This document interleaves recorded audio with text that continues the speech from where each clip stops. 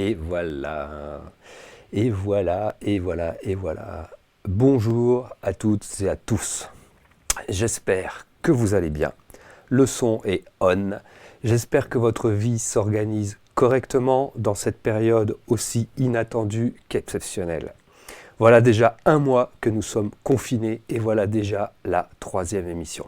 Alors, je jette un œil au chat. A priori, le son est bon. Comme la dernière semaine, je vais faire attention à ne pas trop regarder le chat pour ne pas me laisser embarquer dans d'autres choses. Moi, je suis toujours aussi motivé à l'idée de vous retrouver aujourd'hui pour passer du bon temps avec vous pendant 30 à 40 minutes. Cette semaine, au niveau décoration, mon chef opérateur, qui s'appelle Marie, m'a assuré que la tendance campagne, lapin, œuf de Pâques était indispensable pour faire un joli lancement d'émission. C'est vrai qu'on vient de fêter les fêtes de Pâques. Alors aujourd'hui, on vous a fait le coup du fond vert. Le fond vert a un avantage énorme, c'est qu'on peut changer de décor en un clin d'œil. Alors démonstration, hop, ça c'est cool. Attention. Hop, ça c'est recouvert. Ah, c'est bien ça aussi, j'aime bien celui-là de fond. Et hop, on revient à la campagne. J'adore ce chemin comme ça, regardez, c'est magnifique. Alors, aujourd'hui, le fond vert, ça va nous permettre de naviguer dans plein d'univers. On revient à la campagne pour lancer le thème de l'émission qui sera « Comment faire de la vidéo avec mon APN ». Alors, appareil photo. Déjà, je ne sais pas si vous avez vu tout à l'heure sur Instagram ou sur Facebook, juste le petit rappel de l'émission. J'ai reçu des questions par SMS pour l'émission d'aujourd'hui. Donc les questions, c'était qu'est-ce que veut dire, déjà il y en avait une, c'était c'est quoi un APN, donc un appareil photo numérique. Et il y avait plein de questions comme comment régler, pourquoi faire de la vidéo avec, etc. Donc ça tombe bien, c'est le thème de l'émission. Alors on va la lancer tout de suite. Aujourd'hui, on va passer justement un peu de temps sur les réglages de l'appareil photo pour pouvoir filmer correctement. C'est parti, générique.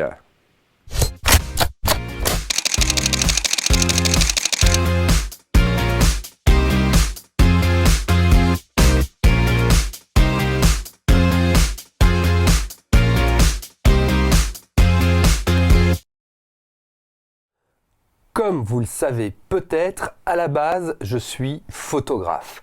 En tout cas, quand j'ai quitté mon occupation de marketing et de communication et que je me suis lancé dans la photographie corporate, j'ai commencé à faire pour les entreprises les événements. Donc je couvrais les événements, je couvrais les congrès en reportage, les séminaires, je faisais du portrait, du pack shot, j'ai même photographié des bijoux, des céréales, des croquettes pour chiens, même du terreau pour Jardiland. Bref, mon job, c'était la photo. Et puis un jour, un de mes clients m'a demandé « Mais dis donc David, est-ce que tu fais de la vidéo aussi ?» Donc moi, j'ai répondu oui, du tac au tac. Et c'est à ce moment-là que je me suis dit qu'il fallait peut-être que j'apprenne un peu à me servir de mon boîtier, non plus en simple appareil photo, mais aussi en appuyant sur le bouton rouge de la vidéo. Et que j'apprenne le montage et tout ce qui allait avec. Alors moi, à part avoir filmé la naissance et les premiers pas de mes 2 enfants, je n'avais pas trop d'idées sur la question. Mon premier job de vidéaste était plutôt original. Je devais faire un film commémoratif de 2 arbres centenaires que l'on plantait dans un lieu public de Noisy-le-Grand. Je devais filmer l'arrivée des arbres sur un camion géant qui arrivait d'Allemagne, puis toutes les étapes, la venue du maire, le cocktail, les travaux, etc. etc. J'ai même fait un time-lapse avec une vieille GoPro. Alors, le résultat final était assez sympa, même si en regardant cette vidéo aujourd'hui, je me dis que j'ai quand même bien progressé. Allez, je vous en montre un petit extrait. À tout de suite.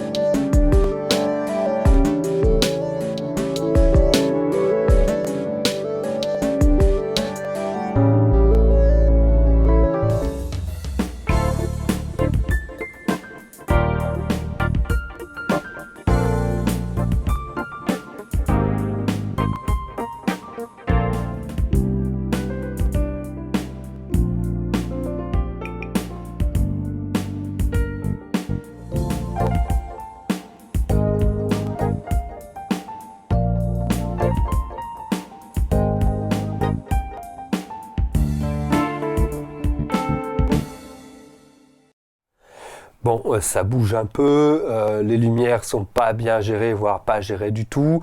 L'incrustation de la timelapse, du timelapse de la GoPro, ça fait un peu vieillot. Le montage n'est pas au top, etc., etc. Mais ça a fait l'affaire. Le client était content, donc ce qui est l'essentiel. Et moi, en tout cas, cela m'a donné l'absolue conviction que mon métier de photographe était obligatoirement lié à la vidéo. Aujourd'hui, enfin avant le 16 mars, mon activité est véritablement composée de la photographie et de la vidéo. Je tourne beaucoup d'interviews, je fais des vidéos best-of d'événements, des captations de conférences, des publi-reportages, etc.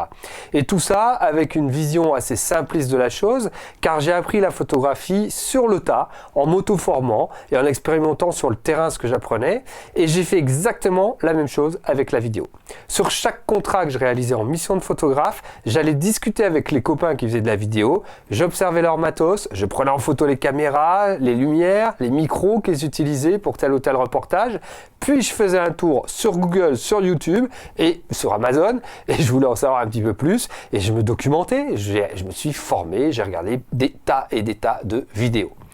J'ai essayé de tirer des avantages de cet apprentissage tardif et sur le tas en me forçant à ne pas copier bêtement les autres, et du coup j'ai surfé sur la vague des premiers réalisateurs qui tournaient avec du réflexe.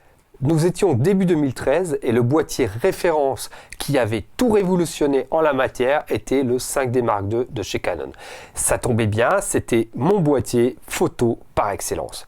Avec ce boîtier, Canon a frappé un coup de maître et est devenu en quelques mois la référence.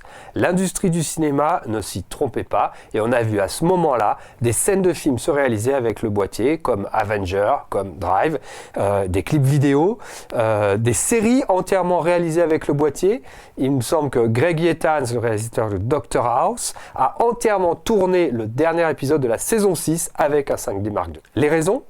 La qualité, les optiques et le prix bien sûr. C'est donc avec ce boîtier que j'ai fait mes premiers pas en vidéo et c'est aussi pour cela que je suis toujours aussi amoureux de Canon et que j'en suis à mon 14e ou 15e boîtier de la marque.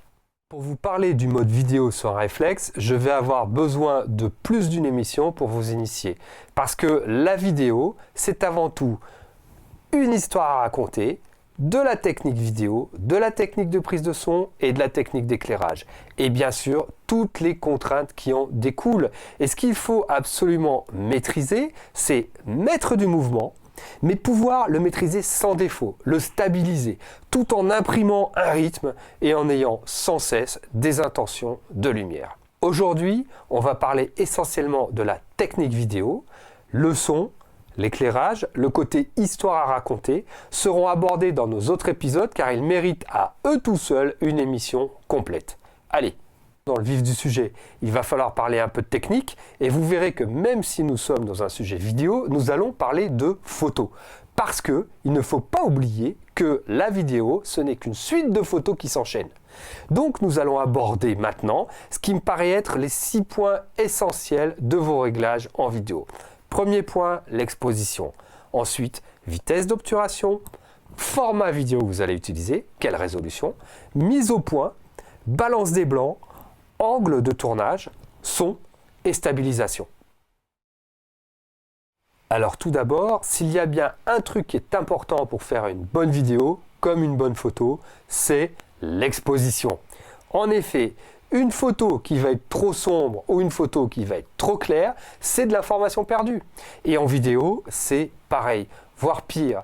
Alors même si nous reviendrons dessus plus en détail dans les prochaines émissions consacrées à la photo, avec des exercices et des choses comme ça, voici déjà quelques informations qui vont bien vous être utiles. On va parler du triangle de l'exposition.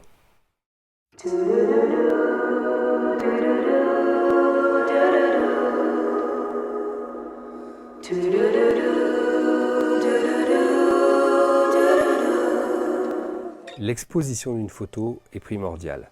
Il faut capter de la lumière partout, le plus également possible, sans oublier les hautes lumières ni négliger les basses lumières. C'est particulièrement important dans la photo de paysage car on se retrouve souvent avec des plans exposés différemment. De l'ombre sous les arbres, du soleil au loin sur la montagne, etc. De quels outils dispose-t-on? Et qu'appelle-t-on le triangle de l'exposition? Voici globalement ce que l'on cherche à comprendre. À chaque sommet de notre triangle correspond un outil à notre disposition, un curseur que vous pouvez bouger pour influer sur l'exposition. Parlons du premier, la sensibilité. La sensibilité, on va l'exprimer en ISO. Plus votre valeur d'ISO va être élevée, plus votre capteur va être capable de voir dans le noir. Mais attention à ne pas trop s'emballer parce que sinon on risque de voir apparaître du bruit numérique sur votre photo ou sur votre vidéo. Chaque appareil photo dispose d'une plage d'ISO allant de 50 à 12 500 ISO, voire plus sur certains modèles. Le second curseur, c'est la quantité de lumière qui va entrer dans l'appareil. C'est l'ouverture. Elle se règle en jouant sur le diaphragme, le diaph. C'est un iris qui s'ouvre plus ou moins et qui donc fait rentrer plus ou moins la lumière. Donc, si on fait une photo en pleine journée et que l'on laisse rentrer la lumière à l'intérieur trop longtemps, on risque d'avoir une photo surexposée. Si la lumière baisse, on va ouvrir le diaphragme pour laisser rentrer plus de lumière. Mais là aussi, jouer avec l'ouverture a des conséquences sur un autre phénomène, la profondeur de champ. Le fait d'avoir un arrière-plan plus ou moins flouté. On reviendra là-dessus très prochainement. Enfin, le troisième curseur sur lequel on va jouer, c'est la vitesse. Plus exactement, la vitesse d'obturation. C'est elle qui va gérer le temps pendant lequel le capteur va être exposé à la lumière. Et plus il y a de lumière, plus ce temps de pause doit être court pour éviter la surexposition. Je ne résiste pas à vous montrer le système ingénieux des deux volets qui viennent obturer votre capteur pendant le temps de pause, qui peut aller de plus d'une seconde à 1/4 millième de seconde sur certains appareils, voire plus.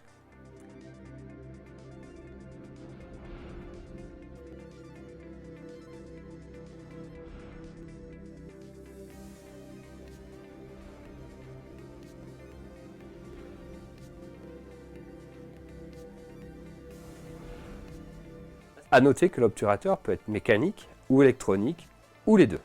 Mais attention, jouer avec ce curseur peut aussi provoquer un autre phénomène, un phénomène de filet derrière votre sujet.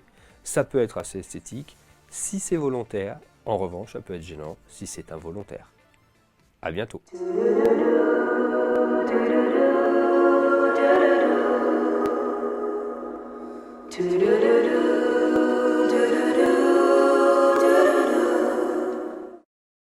Donc voilà, en moins de 3 minutes 30, vous avez maintenant une notion de ce qu'est une bonne exposition et vous connaissez 3 moyens à votre dispo pour jouer sur l'exposition.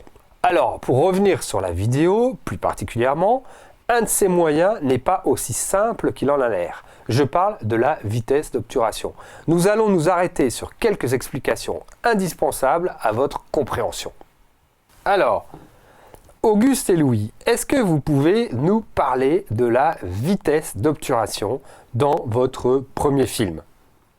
Alors bien sûr, je rigole. Le premier film de l'histoire du cinéma en 1895 a été tourné en gare de La Ciotat et créé donc par les frères Lumière. Peu de personnes savent que le premier film est né à La Ciotat, à proximité de Marseille. Alors je vous le montre.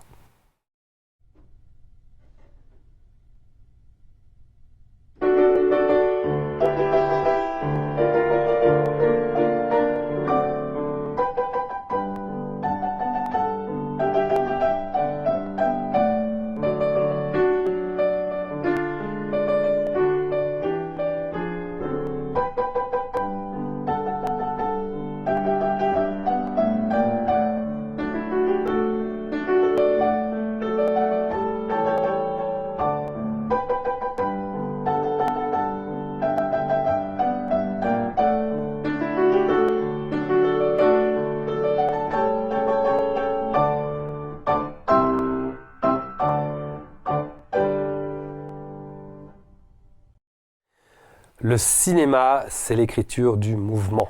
C'est un défilement d'images fixes à grande vitesse.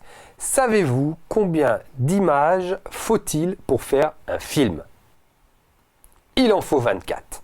En fait, à partir de 10 images par seconde, notre cerveau comprend qu'il s'agit d'un film et il fait la liaison entre toutes ces images.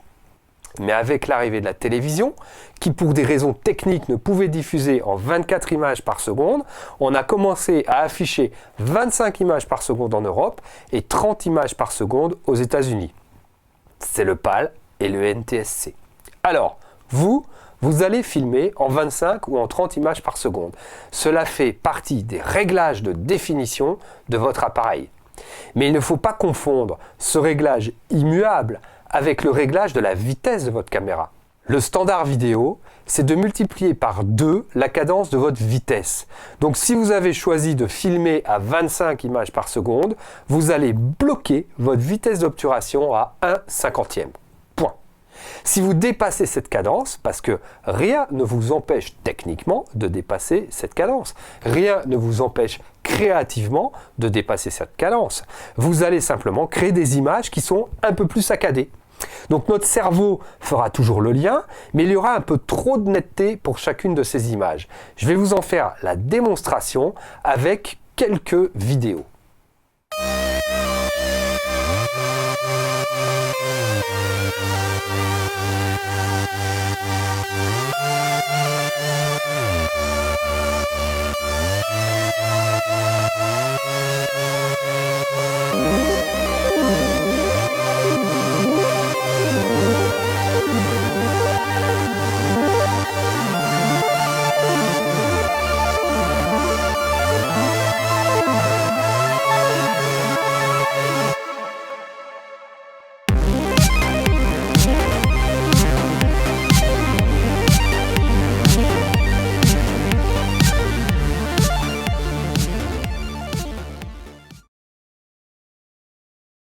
Vous l'avez compris, vous allez commencer par mettre votre vitesse sur 1/50e alors que vous avez choisi une résolution de 25 images par seconde pour votre vidéo. Mais parfois, ça va compliquer un peu votre vie car lorsque vous filmerez en extérieur et que vous souhaiterez obtenir une grande profondeur de champ qui est très à la mode, vous allez avoir un problème. La surexposition. En fait, on a pensé à tout et vous pourrez utiliser des filtres ND, qui veut dire Neutral Density. Ces filtres absorbent la lumière et ils vous permettent donc de réduire la quantité de lumière qui rentre dans le capteur. Ça, c'est génial. Ce genre de filtre, dans les caméras professionnelles, est même intégré et se met tout seul. Et il y a même des filtres qui permettent d'ajuster avec une bague de réglage le degré de densité neutre. Ce sont les filtres neutres à densité variable, très utilisés en vidéo, un peu moins en photo, car ils ont tendance à mettre un peu d'images fantômes sur quand on regarde bien dans les détails. Ouh, je suis tout petit. Alors, on va continuer avec les réglages sur le boîtier en parlant des réglages de résolution, le format vidéo que vous allez utiliser. Globalement, c'est assez simple car aujourd'hui on parle de haute def ou d'ultra haute définition. Avec la haute définition en matière de vidéo, le format minimum que vous allez trouver, ça correspond à la norme d'affichage HD Ready que vous avez vu sur les téléviseurs il y a quelques années. C'est du 1280 par 720 pixels en format 16/9. La résolution du dessus, c'est la résolution 1080 qui correspond à la norme d'affichage Full HD. 1920 par 1080 pixels au format 16/9. C'est la résolution que j'utilise dans la plupart de mes vidéos quand je les livre à mes clients. La résolution 2160p correspond, elle, à la norme d'affichage UHD TV1, c'est-à-dire 3840 par 2160 pixels au format 16/9 et c'est globalement ce qu'on appelle la 4K. Il y a une étape au-dessus, la résolution 4320p qui correspond, elle, à la norme d'affichage UHD TV2, 7680 pixels par 4320 pixels. Et là, vous voyez, je suis vraiment tout petit par rapport à ça. Du coup, c'est ce qu'on appelle la 8K. On en reparlera très prochainement avec un petit appareil photo hybride qui devrait sortir dans pas longtemps chez mes amis de chez Canon. Alors, de mon côté, je filme le plus souvent possible en 4K car cela me permet de cropper dans l'image, c'est-à-dire de zoomer dans cette image. En gros, c'est comme si vous aviez deux caméras pour le prix d'une, c'est-à-dire une qui filme en écran large et une qui filme un plan un peu plus serré. Alors, sur votre appareil photo, vous aurez aussi certainement des choix à faire au niveau de la compression de votre vidéo. Compression plus ou moins forte. Je vous laisse regarder votre manuel de votre appareil photo car les formats sont différents d'une marque à l'autre, sont plus ou moins compressés et sur YouTube, vous avez plein de tutos qui vous expliquent pour votre caméra quel est le format idéal à choisir. Parfois, vous pourrez choisir entre le format Move ou le format MP4. Move, c'est du QuickTime, c'est du Apple. MP4, c'est basé sur du Move, mais c'est plus orienté PC. Alors, à ce niveau-là, vous faites comme vous voulez. Moi, personnellement, je fais tout en point Move. La mise au point, la netteté, autofocus ou mise au point manuelle. Alors, les pros de la vidéo vous diront tout de go. J'adore cette expression, tout de go. Ils vous diront manuel, manuel, manuel. Mais après, dans la vraie vie, suivant les boîtiers, les mécanismes ultra perfectionnés de l'autofocus sont parfois exceptionnels. Alors moi, mon truc, c'est le suivant. Quand je filme quelque chose qui bouge, je vais mettre l'autofocus sur le mode suivi. C'est l'AFC, c'est étant continu. L'AFC, autofocus continu. Quand je filme une chanteuse par contre en concert ou un interview avec quelqu'un qui bouge un petit peu mais pas trop, là je mets l'autofocus sur manuel, je fais ma mise au point et a priori si le gars n'a plus trop à bouger, eh ben ça le fait. Je mets souvent un écran de contrôle qui me permet de vérifier, de contrôler la netteté et en fait ça évite aussi le phénomène de pompage de l'autofocus, le fait d'être en manuel. Pompage, c'est quand vous avez des lumière qui varie un petit peu ou des gens qui passent derrière votre sujet, votre autofocus peut avancer ou reculer et donc ça crée un phénomène de manque de netteté. Voilà, cette émission-là, par exemple, elle est filmée sur les deux caméras avec le mode AFC. Le cinquième élément de réglage important, c'est la balance des blancs. Alors, comme pour tous les autres réglages, que ce soit l'exposition, la vitesse d'obturation, le format de la vidéo, la mise au point, l'angle de tournage, il sera impossible de travailler en post-production sur ce paramètre, donc vous devez le choisir en amont. C'est une différence notoire avec le mode photo car en photo vous avez le mode RAW, le format brut de votre capteur et vous pouvez donc retravailler la balance des blancs ou la balance des couleurs assez facilement avec n'importe quel logiciel de post-traitement d'image. En vidéo c'est très compliqué et les résultats sont souvent très aléatoires. Alors, soit vous restez en mode auto, et certains boîtiers gèrent très bien le mode auto, soit vous passez en mode Kelvin, pas Kevin, hein, et vous gérez vous-même la teinte que vous donnerez à votre balance des blancs. Plus ou moins chaude, froide ou tempérée. Froid, c'est plutôt dans les tons bleus, chaud, c'est plutôt dans les tons jaunes. En gros, vous cherchez à ce que le blanc soit le plus blanc possible, mais vous avez également le choix et le droit de définir une teinte de votre vidéo que vous aimez particulièrement. Dans une autre émission, nous parlerons des LUT, les Lookup Tables ou les tables de conversion. Ce sont des filtres aux promesses grandioses, très à la mode, qui permettent de donner un rendu cinématographique à vos vidéos.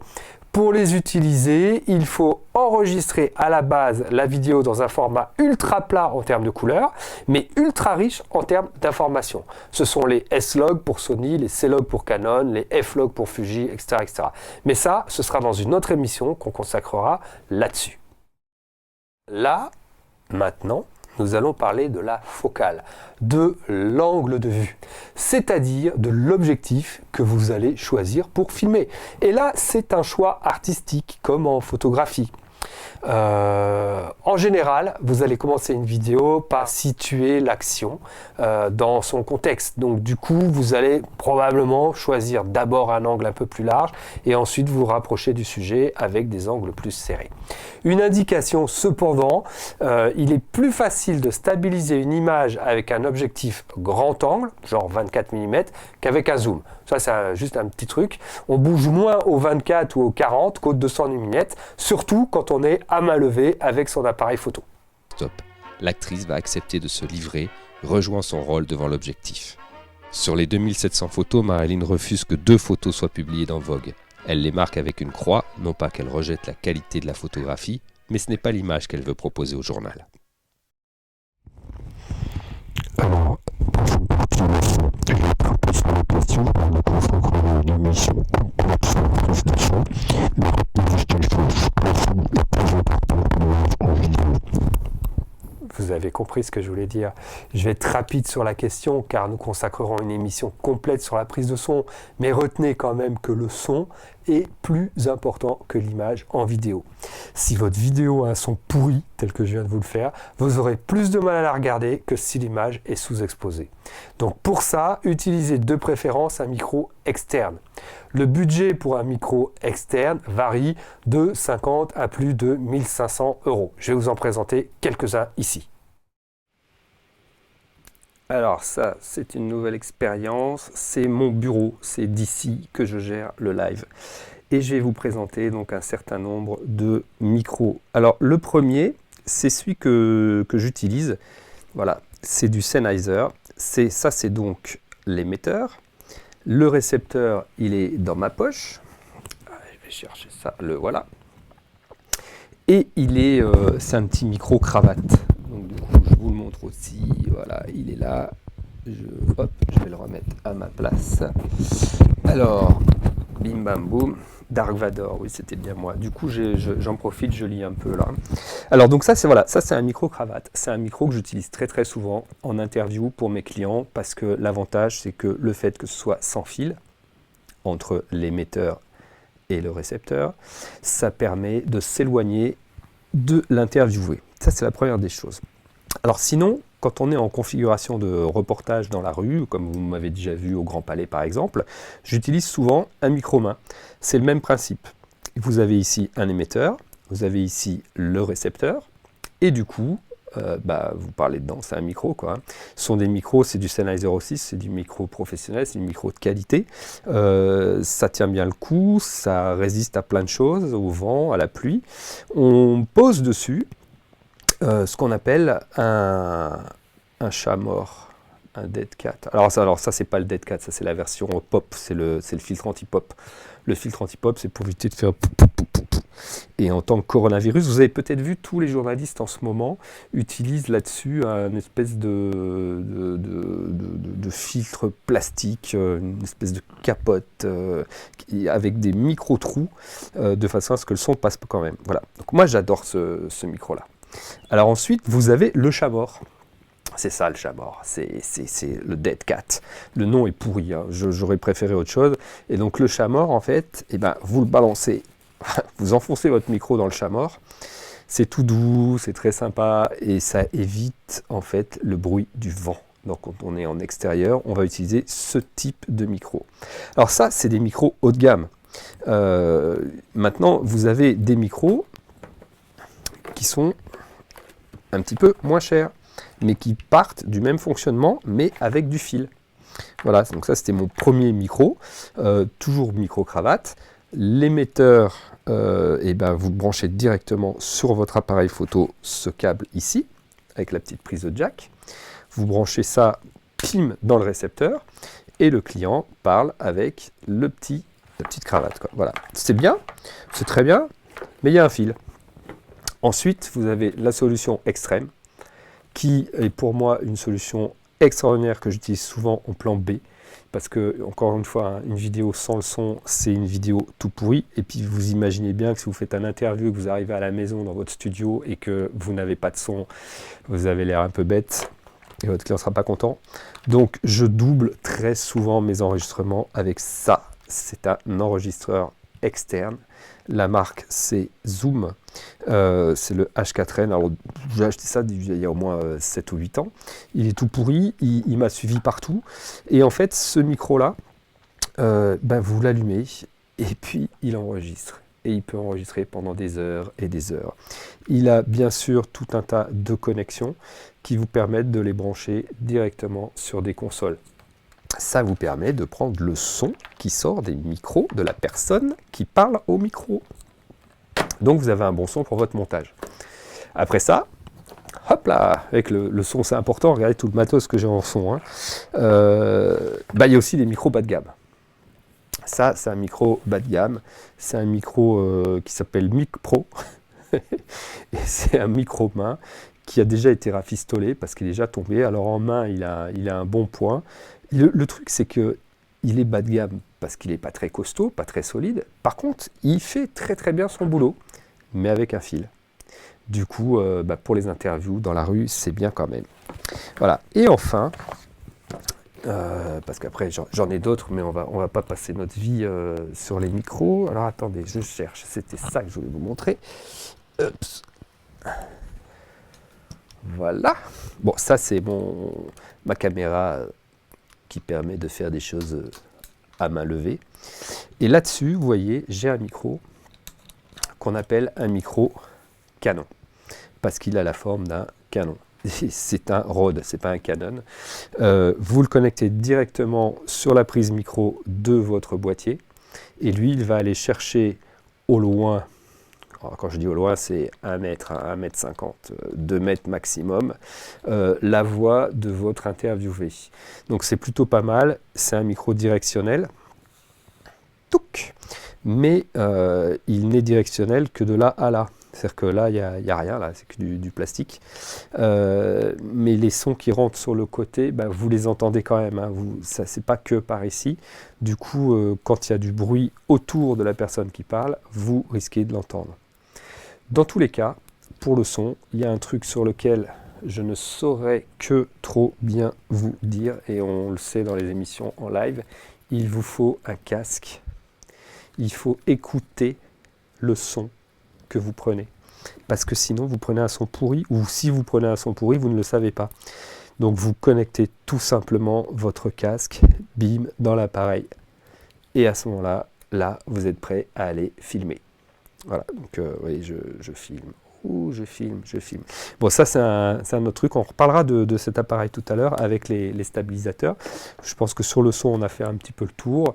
Maintenant, on va passer un peu à la stabilisation. Alors, je repasse sur l'autre caméra. Et enfin, pour terminer, on va aussi être assez rapide sur le sujet parce que lui aussi mérite une émission à part entière. Sachez qu'une vidéo qui tremble est très compliquée à regarder. Certains appareils photo disposent de modes stabilisés exceptionnels, d'autres beaucoup moins. Donc on en reparlera, mais pour vous donner une idée quand même aujourd'hui des solutions à notre disposition, on va voir rapidement 3 accessoires très utiles, le trépied, le monopode et le stabilisateur que l'on porte, la gimbal. Et je reviens sur le trépied. Alors je vais faire un peu de ménage. Et là je jette pas tout par terre, hein, parce que ça vaut quand même du pognon. On va commencer par le truc le plus simple, le trépied. Voilà, donc ça c'est un petit trépied. Alors en matière de trépied, il y a un truc qui est quand même assez important. Les trépieds, il y en a à tous les prix. Il y a du trépied à 30 €. Il y a du trépied, je vais arriver à le dire, je suis fatigué là. Il y a du trépied à 50 €, à 100, 200, 300. Prenez un trépied de qualité. Un trépied de qualité, ça va rester votre compagnon pendant des années et des années. Du coup, il y a une marque avec laquelle je travaille particulièrement, c'est Manfrotto. Pourquoi? Parce que je sais pas, parce que j'ai commencé avec eux, que j'aime bien leur matos, qui sont très très sympas. Je les regarde souvent, ils font des beaux tutos. Et donc là, vous avez un tout petit trépied. C'est le plus léger du monde. C'est le Bifree. Il fait moins d'1 kg. Il s'embarque partout. Il a une super rotule. Voilà, qui vous permet de bouger, donc ça vous permet de faire de la photo et de la vidéo aussi, parce que vous avez du pan, du tilt, vous pouvez faire des petits trucs comme ça. Et voilà, alors des trépieds, personnellement, mais encore une fois, c'est parce que c'est mon métier, j'en ai rien qu'autour de moi, 1, 2, 3, 4, 5, 6, 7. Voilà, 7 plus 2 monopodes. C'est mon boulot, hein, donc n'achetez pas 7 trépieds. Ça, c'est le plus petit de la gamme Manfrotto. Et j'ai aussi le plus gros, que je ne peux pas mettre sur le bureau parce que c'est le plus gros. Il pèse genre 20 kg. Hop là. Et ce trépied-là, il permet de monter à 2,80 m. C'est celui que j'avais utilisé quand je filmais les arbres. Autre matos indispensable pour vous stabiliser en vidéo, c'est le monopode. Et donc en termes de monopode, là aussi, moi j'ai choisi de travailler avec Manfrotto. Ici, vous avez un monopode qui est purement vidéo. En gros, vous avez 3 petits pieds ici. touc, touc, touc, touc. Et vous avez surtout une rotule en bas qui vous permet de coulisser et donc de faire des 360. Et au-dessus, vous mettez ce que vous voulez comme rotule. Alors une rotule vidéo de préférence. Ce que j'appelle la rotule, parce que on va en parler, c'est ça. Ça, c'est une rotule. Elle a 3 axes. Un premier, un deuxième et le troisième qui vous permet de coulisser. Il y a toujours une vis, vous fixez ça bien solidement sur votre trépied ou sur votre monopode et vous êtes paré pour pouvoir filmer sans mouvement. Voilà, donc on a vu le trépied, on a vu le monopode, on a vu la rotule, on va parler des poignets, parce que quand vous utilisez votre réflexe pour filmer, bon ben un réflexe ça n'a pas forcément une forme supra ergonomique, c'est pas comme une caméra. Du coup c'est pratique d'avoir des choses, des accessoires. Donc là moi j'ai un accessoire qui s'appelle une cage. Donc j'ai mis mon petit Fuji en cage et sur ma cage j'ai une poignée. Voilà, ça paraît tout bête, hein. Mais quand vous tenez votre appareil photo comme ça et que vos 2 coudes sont bien serrés contre votre petite bedaine, et ben ça tourne tout seul et ça ne bouge pas. Donc c'est un vrai avantage. Ne négligez pas la poignée quand vous voulez stabiliser votre vidéo. Et puis sinon, vous pouvez passer à l'étape d'au-dessus. Vous voyez quand même que c'est important la stab, hein. Alors l'étape de dessus, hop là, c'est le stabilisateur électronique. Alors là, vous voyez, j'en ai un petit, j'ai le plus petit, qui est sur 2 axes. Il est stabilisé dans ce sens-là, et il est stabilisé dans ce sens-là. Et dans ce sens-là. Bon, sur 3 axes en fait, je dis une bêtise, voilà. Et donc ce stabilisateur-là vous permet, alors ça c'est une caméra, ça s'appelle l'Osmo Pocket de chez DJI.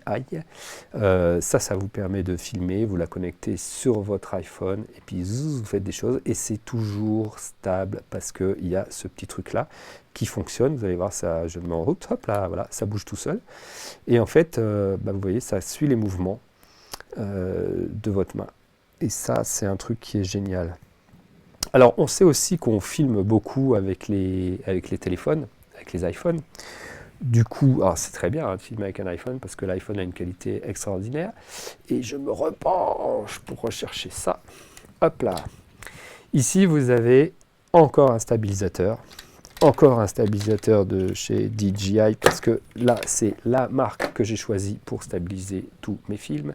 Et donc, le stabilisateur DJI ici, celui-ci, il est prévu pour fonctionner avec les iPhones. Touc, touc, vous mettez votre iPhone et vous filmez directement. Là aussi, 3 axes, 1, 2 et 3.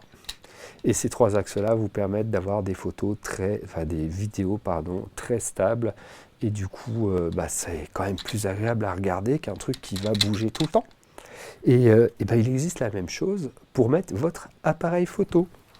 Alors il y a plusieurs modèles, mais encore une fois, quand on aime, hein, on est fidèle. Voilà, moi je suis fidèle à la marque. Et nous avons donc ici le stabilisateur DJI qui s'appelle le Ronin SC. Voilà. Le Ronin SC, en fait, c'est le même que l'autre. C'est le même principe que ça, mais en beaucoup plus grand. C'est le papa du petit stabilisateur.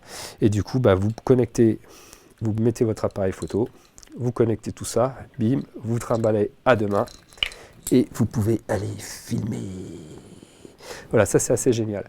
Le seul, mais vraiment le seul inconvénient de tout ça, c'est que le poids, c'est le poids.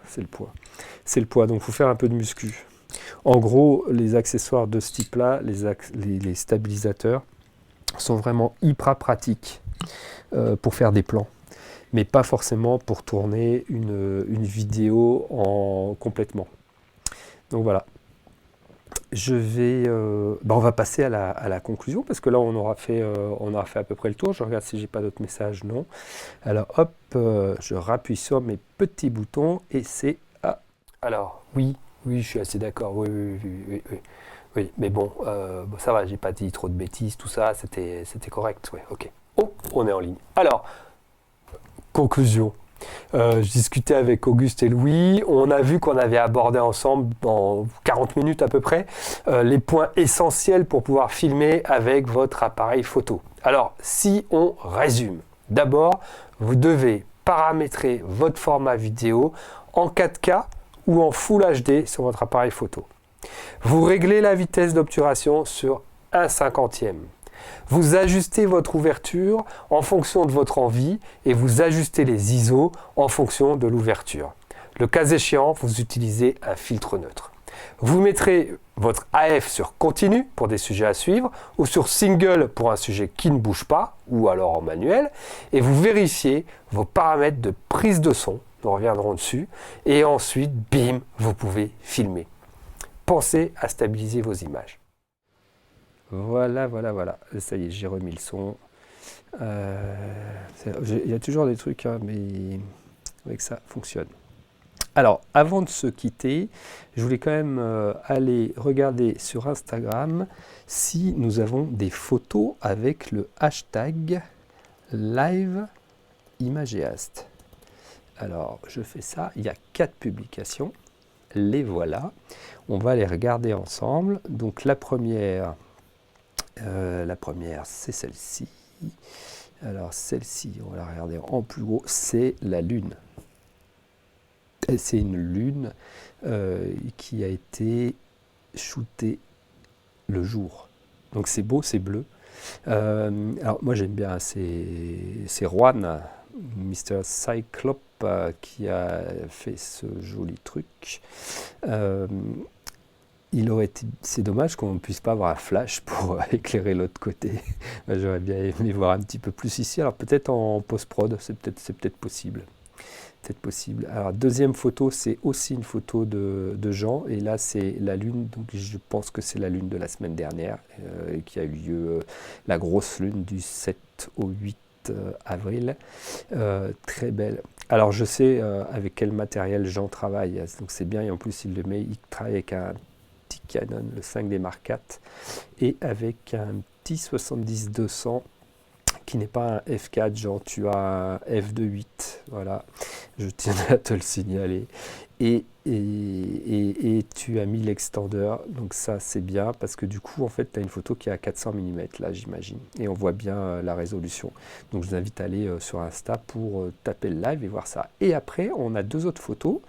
Alors celle-ci nous vient de la mer, nous vient de la Bretagne, c'est Pauline, j'ai eu du mal en fait avec cette photo au départ, je croyais que c'était une sculpture, comme il y a du bois derrière, et en fait non, c'est un chocolat de Pâques. Je crois que la maison Glarnicole fait des choses assez sympas, en tout cas moi ça m'a donné faim et j'ai mangé mon petit lapin. Et la dernière photo, c'est également une photo de Pauline, qui je pense sera peut-être bientôt exposée. Pauline expose, hein, donc elle fait de la photo d'art. Et très franchement, j'aime bien, je devine en fait des choses sur cette photo, il faudra qu'on en rediscute. Ce serait bien que Pauline nous fasse une petite vidéo pour nous expliquer ce qu'il y a sur sa photo. Mais moi, je vois clairement la cathédrale à Notre-Dame, hein, enfin, ou une autre, mais en tout cas, je vois bien une cathédrale en dessous avec des jolis effets. Voilà, donc tout ça, c'était pour vous dire que sur l'Instagram d'Imageast, vous avez donc la possibilité, de vous abonner, mais ça, c'est pas l'essentiel, mais surtout sur votre compte Instagram, vous avez la possibilité, je vais remettre, voilà, une caméra par ici, on va se retrouver, voilà, une jolie scène. Donc du coup, vous avez la possibilité sur Instagram d'utiliser le hashtag #LiveImageast, juste ici, ce qui me permet de regarder vos photos et puis d'en discuter avec vous, de parler technique. Donc là, on a des photos, vous avez vu, il n'y a pas de sujet spécifique. On pourra lancer des concours avec des sujets spécifiques si ça vous intéresse. Belle photo, Pauline. Voilà, Pauline allait dire. Et donc, voilà, le replay, il sera en ligne dès ce soir ou demain matin. Je regarde vos questions. Tic, tic, tic, tic. Il n'y a pas de questions, en fait. Hein. Il n'y a pas de questions, il n'y a pas de questions, tout le monde est là, il y a des retardataires alsaciens, mais il n'y a pas de questions spécifiques.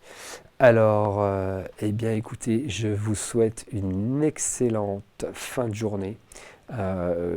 Prenez un apéro, du coca, du pastis, autre chose.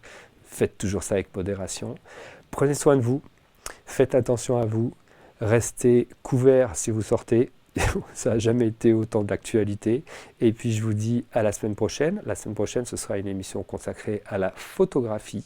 Et donc, je vais vous parler de plein de choses, encore une fois, parce que je suis très bavard, surtout en ce moment. J'ai un peu le temps, il faut dire. Allez, générique de fin.